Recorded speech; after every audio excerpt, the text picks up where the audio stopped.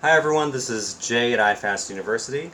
Today I'm going to talk to you about a cueing mistake that I saw an intern make today and why I think it's a mistake. So this was a goblet squat and the intern had noticed that the torso angle of the client was a little bit too horizontal. So their shin angle was like this, their torso angle was like this, and we talked about why we need to fix that.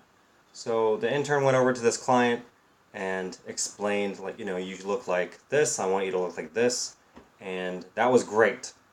And then he said, basically your shin angle and your torso angle should be about the same. So the client said, yeah, thanks a lot, and then did the set, and everything was fine. It wasn't like the client did a bad job or anything. But afterward, I took the intern aside and I said, the cue that you gave when you showed the client what they look like and what you want them to look like, that was perfectly fine. But when you go ahead and explain that their shin angle and their torso angle is the same, or should be the same, I wouldn't necessarily do that, especially with some clients. And this is a big thing that I harp on in my big queuing presentation that I've given for iFast University and for other places.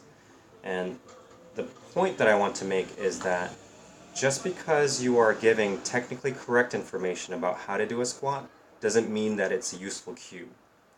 And what I mean by that is, you know, if you analyze all the parts of a squat and then you're going to give a lecture on it in a university setting or you're going to give an in-service on it, yeah, you have to understand that the torso angle and the shin angle have to be pretty similar in a good squat or in most good squats depending on what kind of squat you want to do, okay?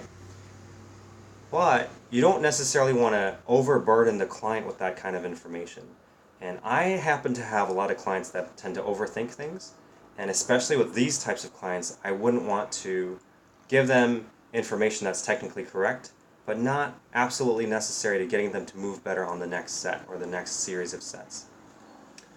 I do have some clients that move really, really well, and they're really interested in the intricacies of how to coach and what we're seeing. And as a kind of concession to what they want from the experience, sometimes I will quote unquote overcoach and explain and over explain movements to those clients.